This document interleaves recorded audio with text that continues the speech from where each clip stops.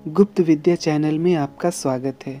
आज के इस वीडियो में हम महाशिवरात्रि के विशेष महत्व पर चर्चा करेंगे। ये भारतीयों का प्रमुख त्योहार है जो फाल्गुन कृष्ण चतुर्दशी को मनाया जाता है, जो आने वाला है। पौराणिक कथाओं के अनुसार इसी दिन भगवान शिव और माता पार्वती का विवाह हुआ था। पौराणिक कथाओं के अनुसार जब राक्षस तारकासुर ने कई वर्षों तपस्या से ब्रह्मा जी को प्रसन्न कर लिया था और उनसे अमरता का वरदान मांगा, तब ब्रह्मा जी ने कहा अमरता का वरदान नहीं मिल सकता, कोई और वरदान मांगो। तब तारकासुर ने अपनी बुद्धि का प्रयोग करके एक वरदान मांगा जो उस समय लगभग अमरता के वरदान के समान ही था।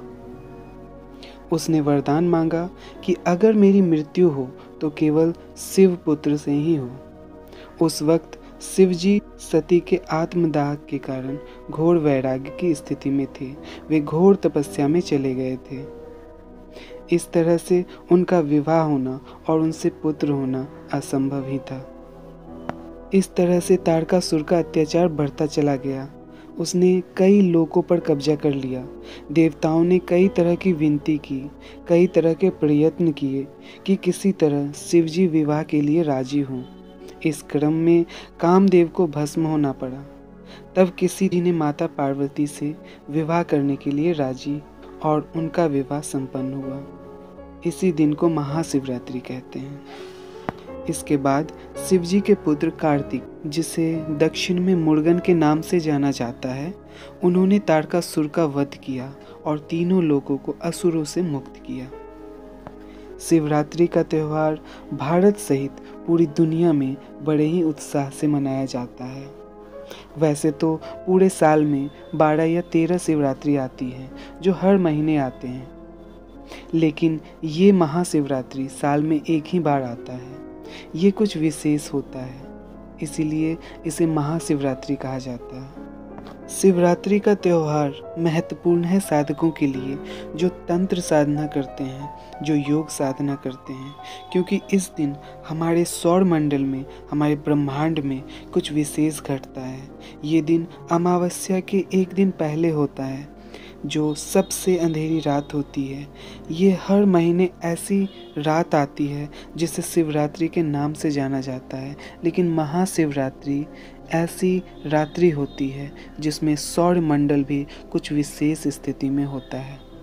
इस दिन विधि विधान से शिव जी की पूजा अर्चना करने से सभी शुभ मनोकामनाएं पूर्ण होती हैं। शिव जी की पूजा भक्ति साधना करने से सभी सिद्धियां प्राप्त होती हैं। भगवान शिव और माता पार्वती की कृपा प्राप्त होती है। इस रात्रि पृथ्वी की सारी ऊर्जा ऊपर की ओर खींच रही होती है। जो व्यक्ति सीधा बैठता है या खड़ा होता है तो उसकी कुंडली ऊर्जा सहज ही ऊपर उठने लगती है। इस दिन योग साधकों को सहज ही उच्च अवस्था प्राप्त हो जाती है, जो वर्षों के कठिन अभ्यास से भी प्राप्त नहीं होता। वो आज सहज रूप से प्राप्त हो सकता है। आज के दिन चाहे साधक किसी भी स्तर का हो, अगर वो अपनी रीढ़ की हड्डी को सीधा रखकर बैठे और परमात्मा का चिंतन करे, उन्हें परमेश्वर की सहज ही कृपा प्राप्त होने लगती है। उनके अंदर अलौकिक क्षमताएं विकसित होने लगती हैं। उनका मानसिक स्तर, उनका भौतिक स्तर अपने आप ही ऊपर उठने लगता है। योगी जन इस दिन का लंबे समय से इंतजार करते हैं, क्योंकि ये दिन कुछ खास है। महाशिवरात्रि को जागने का बड़ा महत्व है। आप चाहे किसी भी स्तर के साधक हैं, चाहे आपने साधना की है या नहीं की है, चाहे आप धर्म अधर्म, पूजा पाठ, ध्यान, धूप, साधना, आराधना कुछ जानते हैं भी या नहीं, बस बैठ जाएं।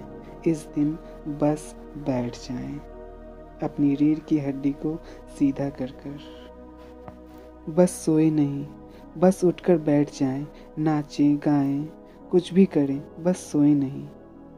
न पुण्यम न पापम न सौख्यम न दुखम, न मंत्रो न तीर्थम न वेदा न यज्ञ, अहम भोजनैव न भोजन न भोक्ता, चिदानंद रूपम शिवोहम शिवोहम।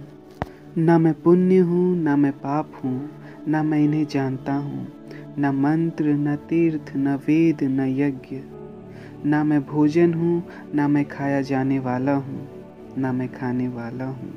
मैं चैतन्य आनंद रूप स्वयं ही शिव हूँ। मैं शिव हूँ, मैं ही शिव हूँ। तो आइए इसी भाव के साथ इस महान पर्व महाशिवरात्रि को मनाते हैं और अपने जीवन को सफल बनाते हैं। वीडियो अच्छा लगे तो लाइक कीजिए, सब्सक्राइब कीजिए, शेयर कीजिए। आपका दिन मंगलमय हो और शुभ हो। धन्यवाद।